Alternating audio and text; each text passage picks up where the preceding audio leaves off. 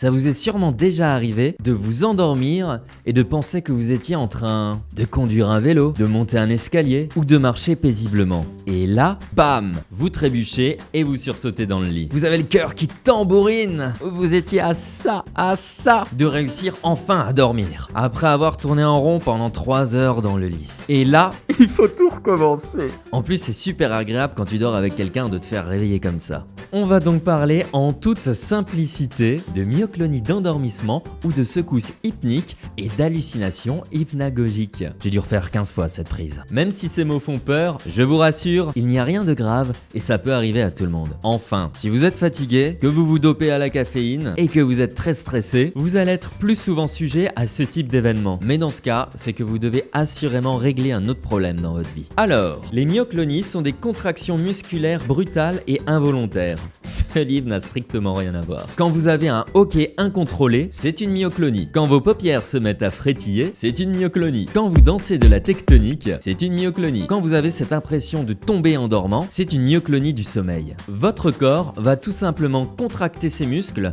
et se relâcher. Le petit blagueur. Ce qui est intéressant, c'est qu'on pense tomber dans notre rêve et donc que notre corps se brusque. Alors qu'en réalité, c'est parce qu'on a une myoclonie que notre rêve se transforme soudainement et on a l'impression de chuter. C'est là qu'on voit qu'un rêve, aussi long soit-il, se produit sur une durée très courte. La myoclonie du sommeil peut être accompagnée d'hallucinations hypnagogiques, c'est-à-dire la perception de sons, de présence et d'hallucinations visuelles. Hey corps, mais pourquoi tu fais ça? Je dormais bien moi. J'allais t'apporter tout le sommeil dont tu rêvais. Est-ce que tu vas pas bien dans ma tête? Comme d'habitude, il y a plusieurs théories. Théorie de la médecine. En essayant de vous endormir, vos muscles se détendent, à tel point que votre corps entre dans une sorte de paralysie temporaire. Du coup, le cerveau croit que vous êtes engourdi, paralysé ou même en train de mourir. Il envoie alors un signal pour relancer vos muscles, afin de vérifier si vous frétillez encore. Théorie du scientifico-psychohistorien. Quand nos ancêtres très arriérés vivaient dans les arbres, les sursauts hypnagogiques leur permettaient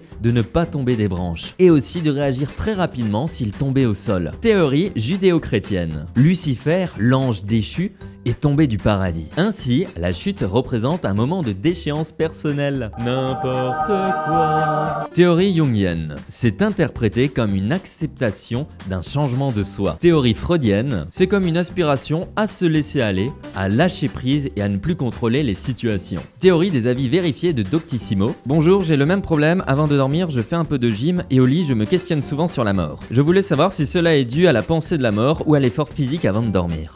Avant de dormir, je regarde toujours 2 bons films d'horreur en mettant ma tête bien proche de l'écran. Ensuite, je prépare toujours une bonne rémoulade du printemps. Mais je n'arrive pas à dormir. Je voudrais savoir, est-ce que pour mieux dormir, je devrais arrêter de préparer ma rémoulade du printemps ? Salut, moi aussi j'ai le même problème et je sais d'où ça vient et c'est 100 000% le cannabis. J'ai lu vos messages, ça m'arrive quelques fois, ce n'est pas grave, c'est simplement le cœur qui se remet en marche et ça arrive plusieurs fois dans la journée, même si on s'en aperçoit qu'au repos. Mais tu te rends compte? Mais c'est grave ça! C'est de très gros problèmes! Il faut tout de suite aller consulter un professeur de français, qu'on lui prescrive un dictionnaire ou un Becherel. Bon, vous vous en doutez, je suis plutôt du côté de l'avis scientifique et celui de la médecine. Mais bon, au final, chacun est libre de penser ce qu'il veut, tant qu'on est heureux. Bonne nuit. Hey, abonne-toi dès maintenant pour découvrir de nouvelles anecdotes chaque semaine. Tu aimes cette vidéo? Partage-la et mets un pouce bleu. Toi seul as le pouvoir de propulser cette chaîne sur YouTube. Merci.